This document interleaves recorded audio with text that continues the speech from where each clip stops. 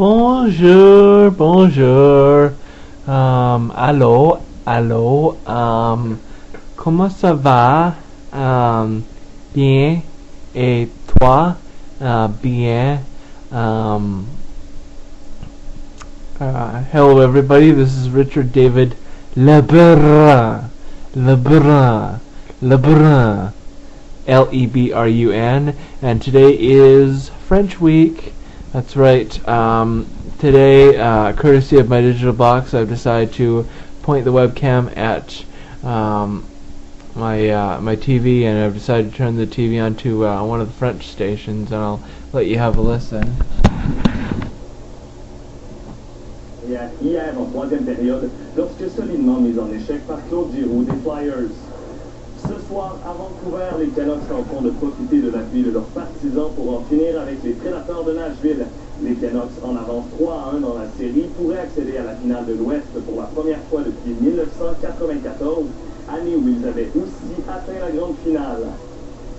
Tennis, Novak Djokovic et Rafael Nadal croiseront le fer en finale du Masters de Madrid demain. Djokovic a maîtrisé le surprenant brésilien Tomás Bellucci en 3 manches pour prolonger à 31 sa séquence d'invincibilité cette année. Nadal a aussi eu besoin de 3 manches pour éliminer son éternel rival, le Suisse Roger Federer. L'Espagnol a ainsi battu Federer pour une 16e fois en 24 duels. La finale des dames opposera Victoria Azarenka à Petra Kvitova. Baseball à Toronto, le lanceur des Tigers de Détroit, Justin Verlander, a complété le 2e match sans point ni coup sûr de sa carrière contre les Blue Jays. Verlander n'était qu'à un but sur balle d'obtenir un match parfait. Il a eu besoin de 108 lancés pour réussir le 9e match sans point ni coup sûr de l'histoire des Tigers, un gain de 9-0.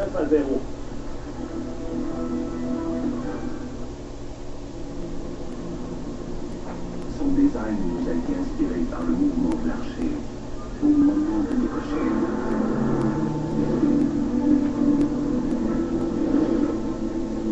Mais nous croyons qu'il a aussi inspiré les 556 chevaux de son moteur V8 suralimenté.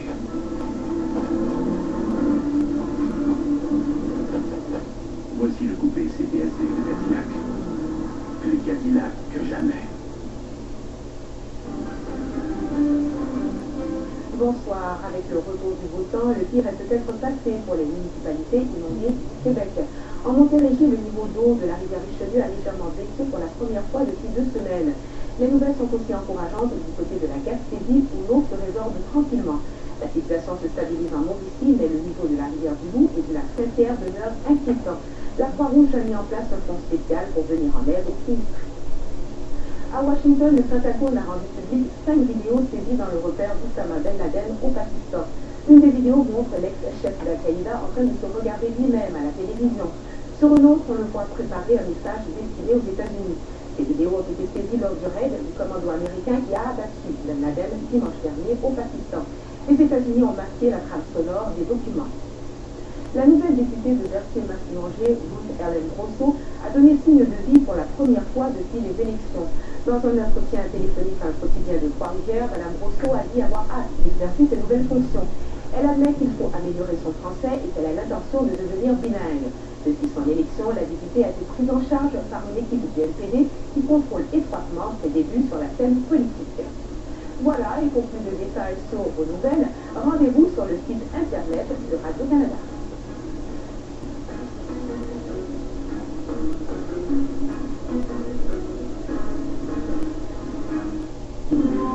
Ce soir, à Découverte, des avancées réalisées par la NASA à partir de l'orbite terrestre, des images d'éruptions solaires et de l'enfance de l'univers, de longs séjours sur Mir et la Station spatiale internationale dans ce dernier épisode de l'histoire de la NASA.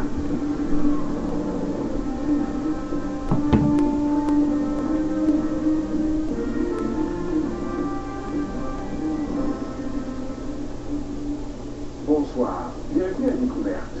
Après avoir conquis la Lune, la NASA s'est donné de nouveaux défis, et cette fois en banlieue de la Terre. Ça a donné lieu à des progrès remarquables en médecine de l'espace grâce au vol de longue durée, en astronomie avec le télescope spatial Hubble et en technologie, menant à la construction de la Station spatiale internationale. Des jalons essentiels qui pourraient mener à des missions vers la planète Mars. C'est l'histoire que nous vous racontons ce soir.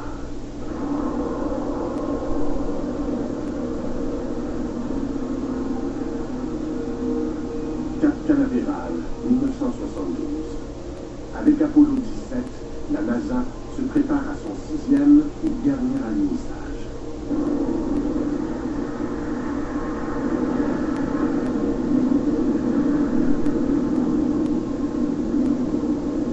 Au terme d'une première décennie, la NASA est reconnue dans le monde entier. Elle a transporté les humains jusqu'à la Lune et elle les a ramenés.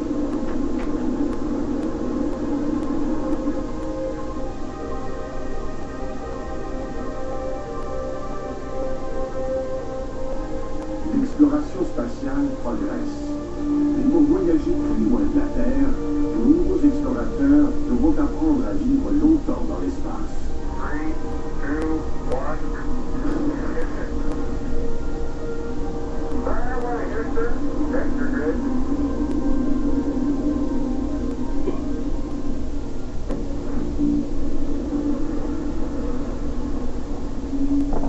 Pour expérimenter de plus longs vols spatiaux, la NASA doit mettre en orbite un lieu habitable. En quête de matériel, elle regarde d'abord dans ses propres ateliers. La NASA va adapter une section de la plus grande fusée jamais construite, celle du programme Apollo. Le vaisseau spatial va devenir un laboratoire pour les humains qui vivront en orbite. Le véhicule a été fabriqué à partir du 3e étage du système propulseur de la Saturne. Il était très grand, comme une petite maison de 300 litres. Chacune de nos chambres a environ la taille d'une cabine téléphonique.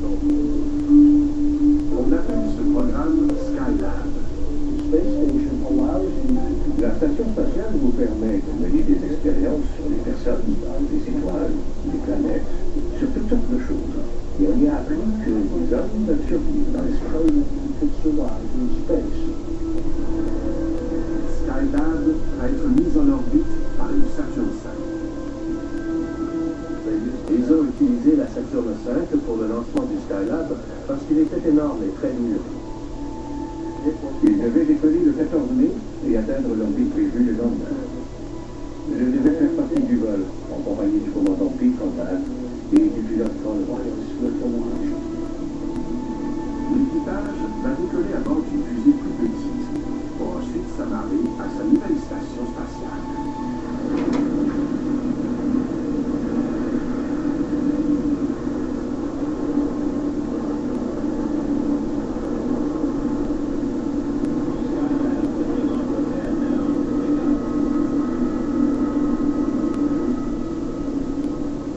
La Saturn V non habitée, qui emporte Skylab, décolle d'abord. On a regardé le lancement du Skylab, l'étoile d'un immeuble, à Cap Canaveral, et tout s'est très bien passé. Et en rentrant à la maison, on a entendu les premiers indices à la radio que quelque chose n'allait pas. On a dit qu'un choc gravitationnel s'était produit au lancement et qu'on ignorait pourquoi. Les contrôleurs de vol, ici, à la NASA, doutent que les panneaux solaires principaux se soient déployés. Le premier panneau solaire ne produisait rien du tout. Et le deuxième indiquait une puissance très faible. Mais en plus, on décèle un problème encore plus grave à bord du Skylab inhabité. La température intérieure a commencé à grimper. Et quelqu'un en a déduit qu'il y avait probablement une déchirure du bouclier thermique. Sans ce bouclier thermique, les rayons du soleil vont rapidement transformer Skylab en fournaise.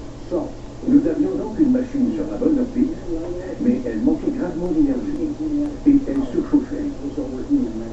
La première réaction a été « c'est une catastrophe, qu'est-ce qu'on va faire ?» Et 5 minutes plus tard, on a dit « Hey, nous sommes des ingénieurs, voyons ce qu'on peut faire. » Le problème le plus urgent est la chaleur du soleil. Les ingénieurs les plus chevronnés délaissent la haute technologie et ils optent pour la solution la plus simple. Les couturières fabriquent un parasol géant qui sera maintenu en place par des tiges. Après un délai de 10 jours, Kerwin, Conrad et White ont une nouvelle mission. Ils vont devenir les premiers réparateurs de l'espace. T-minus 7, 6, 5, 4, 3, engine sequence start, 2, 1, 0. We have launch commit and we have liftoff. The clock is running, and Skylab has cleared the tower. On a effectué le rendez-vous avec le Skylab environ 8 heures après le décollage. On a volé autour et on a filmé. Et les images étaient envoyées au sol. Ces images permettent aux contrôleurs de la mission d'évaluer la situation. C'est la première fois qu'ils voient clairement les dommages subis par la station spatiale.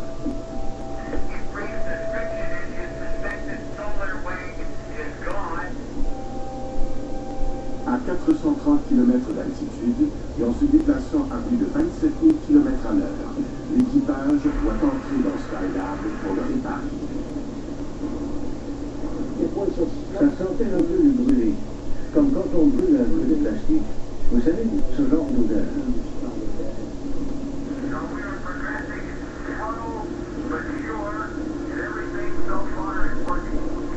À l'intérieur du Skylab surchauffé, les astronautes se préparent à installer le parasol qui va rafraîchir la station spatiale.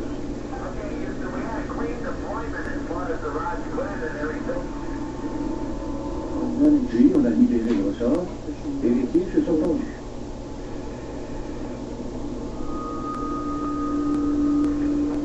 Et 3 jours plus tard, la température avait descendu à 25 degrés Celsius.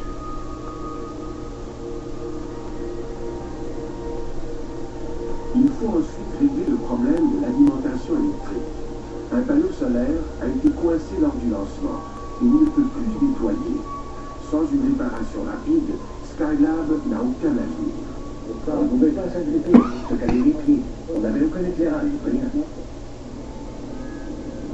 Mais on devait trouver un moyen. Sur Terre, dans une piscine d'entraînement, une équipe travaille sur un modèle grandeur nature du Skylab. On trouve une solution inédite. Okay, Houston, we're out there. We have this brilliant site. Le panneau solaire est coincé par un petit morceau de métal. S'ils peuvent le couper, le panneau solaire devrait se déplier et produire de l'électricité. There looks like enough room to get the cutter, and I'm trying to help you stabilize. Just take it easy. À l'aide de notre kit d'aluminium de 8 mètres, au bout de laquelle on avait placé les cisailles, on est parvenu à pincer le morceau d'aluminium qui retenait l'ensemble. Puis j'ai tiré sur la corde. Et je l'ai coupé. Je jure que j'ai entendu un craquement, mais je ne vois pas comment j'aurais pu.